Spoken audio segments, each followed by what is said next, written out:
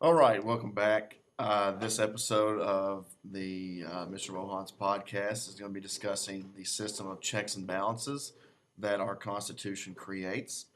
Um, within the framing of the Constitution, the fathers of the Constitution um, were fearful of a government that would become too powerful. So they created this system of checks and balances where each branch of government really has the power to impact the business of the other two branches. So again, checks and balances, the system that allows each branch of government to limit the powers of the other branches. This establishes a balance of power among the three branches. No one branch is supposed to dominate the other two branches of government. We looked in class at that. We decided that may not necessarily be true in 2015. And we'll talk more about that in just a moment. Um, there is a difference between a check and a balance. A check is where one branch of the government seeks to block the actions of another. For example, a check would be Congress passes a bill and the president vetoes. That's an example of a check on the power of Congress because the president has blocked that action by Congress. A balance is where each branch has a role in the actions of the other branches. An example of this would be a president nominating someone to the Supreme Court.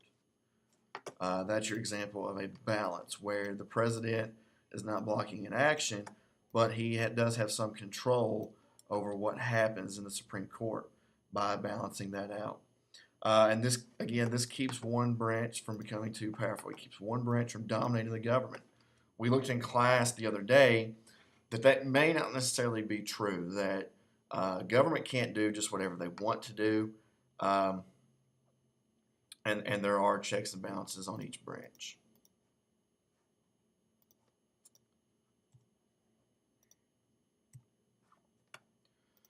So here is a graphic organizer for the checks and balances system. We'll start here with the legislative branch. And you'll see right here that the arrows go this way. So the legislative branch can check the power of the executive branch, can check the power of the president by approving presidential nominations. So if the president were to nominate somebody to the Supreme Court, the Senate actually confirms that nomination. So that's one check on the power of the president. Also, Congress controls the budget. They control the budget. So they're the ones that control how much money is being spent in the country. Congress can pass laws over the president's veto. We've talked about that. We talked about the legislative branch. That rarely happens, that Congress would overturn a veto. And the House of Representatives can impeach and remove him from office. The president can impeach the president, and then the case goes to the Senate, where the Senate becomes a jury. Coming this way, the legislative branch can check the power of the judicial branch, so coming down this way, by confirming president's nominations. So the legislative branch has the power to confirm nominations by the president, and that happens in the Senate. They can also impeach Supreme Court justices and remove them from office. Here's something tricky. In order for a Supreme Court justice to be removed from office by impeachment, they're going to have to commit some crime. These people are very ethical people. They're not going to go out and commit crimes. So, as far as I know, a judicial branch member of the Supreme Court, has never been impeached. That's the Supreme Court. There might have been somebody impeached in the lower courts, but in the Supreme Court, that's never happened. Since I'm over here, let's just go ahead and talk about the judicial branch. The judicial branch can check the power of Congress by declaring laws unconstitutional. If the judicial branch thinks that a law passed by Congress does not follow the Constitution, they can declare that law unconstitutional, and that law is thrown out. The judicial branch can also check the power of the president by declaring his actions unconstitutional. For example, Uh, in 1974, President Nixon was ordered by Congress to turn over his wiretapping tapes. He turned over, he didn't turn the tapes over to the investigators. He turned over a transcript of the recordings where a lot of information was blacked out, so you couldn't see what was being said. The Supreme Court stepped in and ordered President Nixon to turn the tapes over. They said it was unconstitutional for the president to disobey Congress that way. So they are the ones who ordered President Nixon to turn the tapes over, and of course that led to his resigning from office. The president also nominates judges, and that's how the president can check the power of the Supreme Court or balance the power. Members of the Supreme Court serve for life. So even though a president leaves office and might actually die before their justices are out of office, their legacy is still felt. When we looked at the Supreme Court of 2010 with the Roberts Court, you saw a picture of Clarence Thomas in that picture. Clarence Thomas was nominated to the Supreme Court by Ronald Reagan. Ronald Reagan has not been president for 26 years now, or 25 years, 27 years. He left office in 1989, so 26. And Ronald Reagan actually died in 2004, but his legacy is still being felt in our government. Clarence Thomas is a lasting legacy of Ronald Reagan.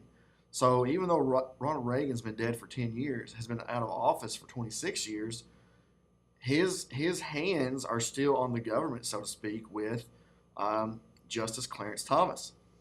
When President Obama was running for election in 2008, the country knew that we were getting ready to have at least one, if not two, openings on the Supreme Court from older members.